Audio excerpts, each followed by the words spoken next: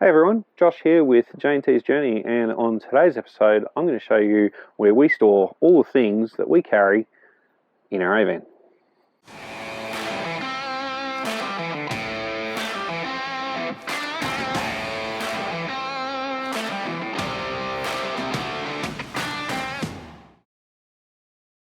Hey everyone, Josh here with J&T's Journey, and we're about to do a deep clean of our AVan Cruiseliner. And before we do that, we thought that we would show you, or I would show you, just quickly where we store and organise everything in our AVan. Now, anyone who owns one of these vans knows that there's not a ton of storage in these things, and anyone who's been following along with us for a while knows that we camp in this with our kids and with the dogs. And when you've got kids and dogs, there's not a lot of space to carry everything. So let's talk a little bit about what we carry in the AVan, both internally in the AVan, in the compartments that are accessible outside, and then what we don't carry in our AVan, and generally what we throw in the back of Ruby, our Jeep Gladiator, and why.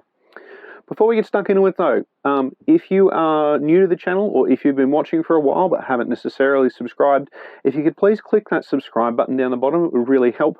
If you're enjoying the videos the content that we produce, make sure you give us a like and share the videos as well. If you're interested in supporting our journey further, you can sign up as a YouTube membership, completely optional. If you sign up as a YouTube member, you will get early access to videos, priority responses to comments, etc. All right, now the formalities are over. Let's have a quick look at where we store everything in our AVan. Inside our AVan, first up, we're going to have a look at the 3 storage compartments across the front. And I think we do this a little bit differently to the way most people do, partly because of some of the modifications that we've got in the AVan. So on the left here in this first storage compartment, and I do need to get some little latches to hold these up, it's just not something I've done yet.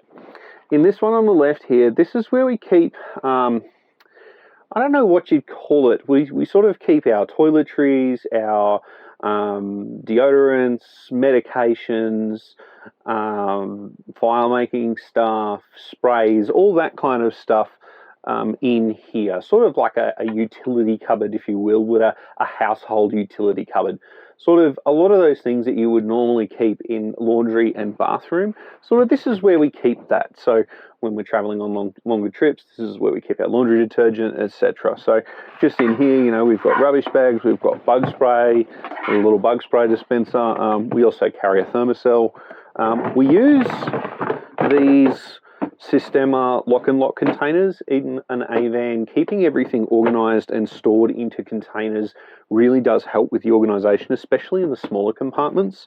And so we have 3 of these. Generally we have one for like bug sprays and sunscreens, we have one for medications, and we usually have a third one for the other bits and pieces that don't sort of fit. We do have a toiletries bag, and the reason that's a bag is just because a bag is a little bit easier to carry in and out of the facilities or the shower tent or whatever it is that we're using. In the center compartment, and this is a compartment that a lot of people don't really use, they come standard with a bar across the center, and it's designed to be used as a hanging wardrobe, but it's a real pain to get into, and you can only store stuff in it that you hang. In this compartment, what we've actually done is we have put a false floor in it, and this is now our pantry. Now, on our first trip inside, we actually used the far box on the other side as the pantry, but as we've got further into camping with the kids, we found that the small box just wasn't quite big enough to fit everything in there. So this is where we keep all of our non-perishables in the pantry. I will do a video on how we installed the false floor in this, as I do think this is one of the best storage mods we've done.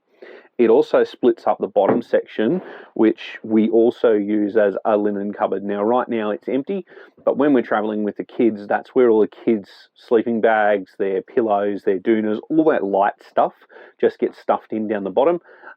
It is a bit of a pain to get to, but we use that to store that stuff, because it's a case of pull up at the site, drag it out once when you're packing to leave, push it in. You're not constantly going in and out down there. When we are at a site, we also have our dog beds underneath that table, and that is where the dogs can relax during the day, or at least our older dog relaxes during the day because she's a bit too old to jump on the bed now, and that's also where she sleeps at night. So with the dog beds tucked behind the pole of the table, it's nice and cozy for them in there. This corner cupboard, right now there's nothing in it, but this corner cupboard here is where I store all of our computer gear. So laptop bag, cameras, content creation gear, all that kind of stuff. Any electronics, if T's bringing a hair straightener or a hairdryer or any of that kind of stuff, that all goes in here. All right, we'll move around to the drawers and we'll show you what we've got in which drawer.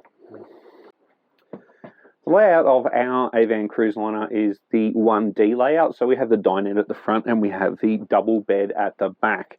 That leaves us with two drawers and a cupboard for storage in the center. We have the microwave on the other side, and then that means that we have another cupboard underneath the microwave. In the three drawers, this is where we keep all of our kitchen stuff. So in the top drawer, we've got some wipes, we've got stubby holders, we've got plates, we've got bowls, we've got coffee grinds in there at the moment, although I'm not entirely sure that I'm happy with them staying there. And again, for our cutlery, we're using a lock and lock container. Now, a lot of people prefer metal cutlery. That's fine. Whatever cutlery you want to carry is up to you. Just be aware that metal cutlery does way more. We've gone for a plastic option, and with the plastic option, we were able to get all of our cutlery in here, including a pair of scissors, for less than half a kilo for up to 4 people. So if that was all metal, that would probably be a couple of kilos. So that's the other thing. When you're packing, consider all of your weight. Stubby holders, foam stubby holders. We do have, one of the things that we have splurged out on is we do have 4 stainless steel cups that we sometimes use with the kids. That's about the only real heavy thing that we have in our kitchen setup.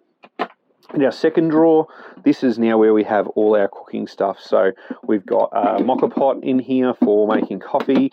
We've got tongs, we've got a frying pan, and we've got a pot. These are the ones with the detachable handles. So these came from Outback Equipment up in Queensland, and we really, really rate these. They have a non-stick coating on them, and if you don't want to waste water, you can clean them down with wipes, and they do clean up really, really well. They are one of the heavier things that we do have in here, but again, we're just carrying what we found is the minimum, and that's a common theme through the AVan. Carry only what you need. And like, we used to have 4 pots in here when we first went away. We now only carry 1 because we found we don't ever need more than 1. Coming right down the bottom in this compartment here, this is where we store some more of our laundry type stuff. So down in here, we have our dog bowls, we have a can of dog food, we have a container for dry dog food. The cutting board goes in here just because it fits neatly in there, and we have a little collapsible bucket in the bottom of there that we use for a whole bunch of different things. Sometimes we can use that for washing clothes on the fly, sometimes we use it just to carry water for the dogs. There's usually a bucket in here that serves as a dog's water bowl as well, but it's not in there at the moment. We must have popped that somewhere else after we finished our last trip. Coming over the other side, we have the compartment underneath the microwave, and this is where all of your kitchen sink stuff goes.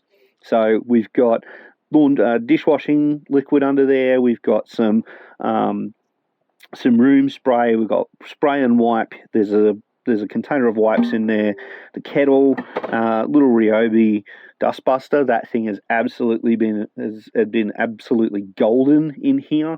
Using that to just have a quick spritz around the floor to keep the place tidy. That's all of the stuff that we store under there. Some people do store things in the microwave. We don't. We don't really want stuff bouncing around inside the microwave. The plate in the microwave moves around enough as it is. Now, if you've been paying keen attention, you would have noticed that there's something on the bed. So we carry a few external solar panels, but the problem is if you load that front boot up with a whole heap of stuff, you increase your bar load, and it's very easy to overload the back of the vehicle, and even the big Jeep can be really sensitive to how it tows, even with the airbags. If we put too much load on the bar, it all just sort of gets a bit wallowy and a bit horrible. So it's really important to get your balance of your weight right in the camper. Now, through experimentation, I've found that somewhere between sort of 120 or 130 kilos on the bar is about perfect for our towing combination. Yours may vary. Experiment with your weight distribution. Obviously, you don't want too little. Better off to start off with too much and reduce it a little bit until it's stable, then start off with too little. So on the bed, we have one of our solar panels. So that solar panel weighs about 22 kilos, and by putting that on the bed right at the back of the camper, it does help take some weight off the nose. As standard, these campers are pretty nose heavy, so you do have to be really aware of what you're storing and where. The next question comes, okay, so you've shown us where you keep most of your stuff inside the camper. Where do you keep your clothes? Well, that leads us to under the bed. Now we've just gotten home from a trip, so some of the stuff has gone inside, but if you look in underneath the bed, you'll see there's a plastic container. There's usually two of these plastic containers, one for myself, one for T. We've also got a small white basket that goes in there that we store underwear and stuff in. Those two plastic containers are generally enough for the two of us to store a week's worth of clothes, potentially as long as 10 days, and we wash stuff while we're on the road. We have a soft laundry basket that we put our laundry into, and we try and wash clothes while we're on the road. In the side compartment underneath the bed, this is externally accessible as well. This is where we have our solar equipment electric bay. So all of our solar charge, or most of our solar chargers, power distribution, inverter, etc. are in here. The diesel heater is also tucked up inside there. This is where we keep our external solar cables, our Ryobi batteries for the Ryobi system. You would have seen the dustbuster was Ryobi. We also have a bug zapper. We've got a few fans. We've got a drill, a few other bits and pieces. We're heavily bought into the Ryobi system. So we've got a 6-pot charger and a full complement of batteries that we keep in under there too. In addition, in this back corner, and again, it's for weight distribution, these campers, as they come standard, are a lot heavier on the driver's side than the passenger side. We also have the kids' bunk. So the kids use an Austrail bunk bed that they sleep in. Sometimes they set it up as a bunk, sometimes they set it up as 2 separate beds. That also lives in that compartment as well. And again, that's just about evening. That one's more about evening the weight distribution side to side than it is front to back, although having that aft of the wheel does mean that we can load the camper up to its max rated weight. It does mean that we can distribute all the weight nice and evenly around the camper, and we can put a few more things in the front boot without being overloaded on the tow ball. All right, we'll pop outside, we'll have a look at what's around the outside of the camper, and we'll finish down the front. Avid viewers of the repeat viewers of the channel will know that down the back here, we've got a fair bit going on. So on the rear bar, we have 2 jerry can holders. Now I do want to be very clear, we do not travel with these jerry cans full. Just don't do it. Having an extra 40 kilos of weight that far out on the back bumper would be an absolute recipe to unload the bar. So these holders are just so that we can carry those jerry cans and not take up room inside the front boot.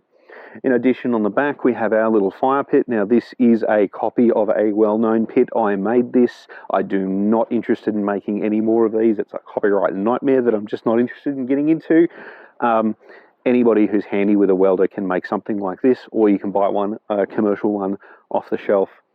We also have our bag on the back, which carries all of our hoses. So we've got our drain hoses, our water hookup hoses when we hook up to water, and our fill hoses, so that when we want to fill from an external point, all of that is on the back of the camper here, as opposed to being internal. We didn't want to put the water hoses inside one of the boxes because water gets into the floor rots, and then your camper doesn't last as long. Coming around the side of the camper, this rear hatch is accessible from inside, and I've just realized I've left my keys inside, so I better go grab my keys so that we can unlock these and I can show you what's actually inside them.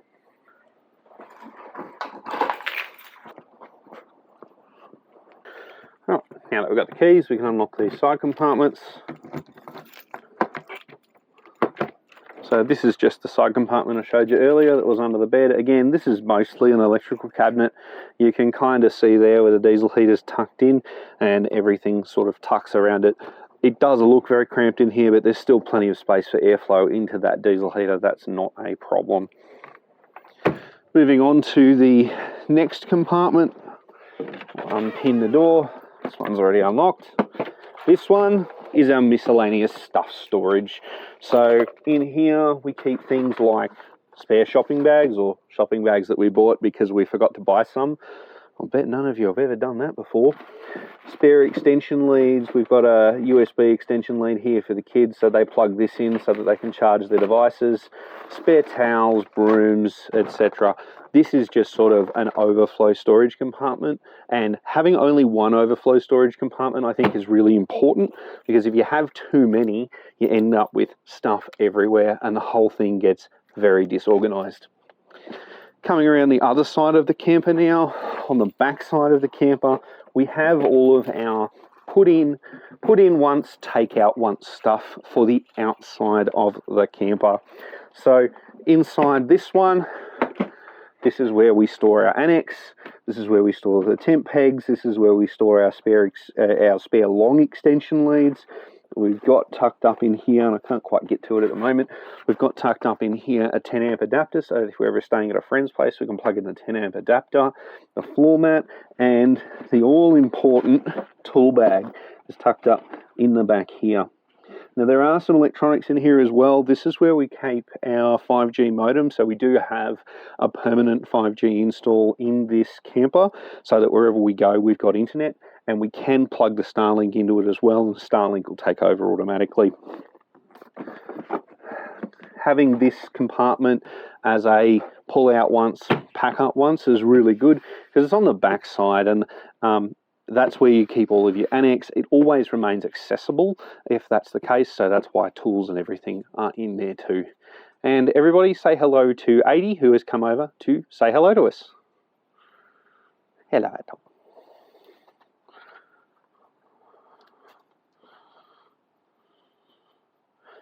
All right, I'm going to get back to the video. Coming around to the front now, obviously we've got our diesel heater tank on the front, standard gas bottles, and then we have our front storage box. Now down inside of this box, this is where we have obviously our jack, we have our leveling ramps, we keep our toilet paper, toilet stuff. Our second solar panel goes in here, again different brand. We've been fortunate to be able to try a few different solar panels, so we kept the ones that we rate, and also a few extra water cans. We've got some mats that go in underneath our dual car ensuite triple, which is where we shower. I've got another video on that. If you're interested in having a look at that, you can go back through our archives. And we have dual car ensuite triple spare chairs in here. Overall, everything that's in this front boot is pretty light, and we do try to keep everything reasonably light in the camper. We don't tend to try and put too much extra stuff, although we probably do carry more than your average person. So that's all good and well. Where's the extra stuff? We often get questions around where do we carry our fence panels for the dogs, for example, because we set up a fully contained fence when we're traveling with the dogs. That all travels in the back of Ruby. So any additional chairs that we've got, like our Sandhema chairs, which are a bit heavier, they go in the back of our four-wheel drive. Any extra food goes in the fridge in our four-wheel drive. If we're taking the Weber, for example, that goes in the back of the four-wheel drive. The fence panels for the dogs goes in the back of the four-wheel drive. Any firewood that we carry goes in the back of the four-wheel drive. So from us, it's just a balancing act between the two vehicles to try and stay within the weight constraints that you have. And a lot of people don't necessarily realize that it is very, very easy to end up overweight, especially in an AVan, especially if, like us, you've put an extra 80 to 100 kilos worth of solar and off-grid gear in there. We are compliant, but we do have to be very, very careful about how we distribute things between the two vehicles. So there you go. If you've ever wondered how we fit everything in our AVan for us to be able to travel with kids and dogs, there you have it. That's how we store everything. If you've enjoyed this video, please don't forget to like, subscribe, and share our content. It really does help us. We're well on our way to 1,000 subscribers. It would be really neat to see if we could get there before the end of the year. If you're interested in supporting our journey further, why don't you consider signing up with a YouTube membership? For only a few dollars a month, you can help support a small, young, working family to continue to produce content like this for you. I hope you've enjoyed that video. Please leave a comment below. Tell us where you store your stuff. I'm Josh from J&T's Journey. Thanks for watching. Cheers.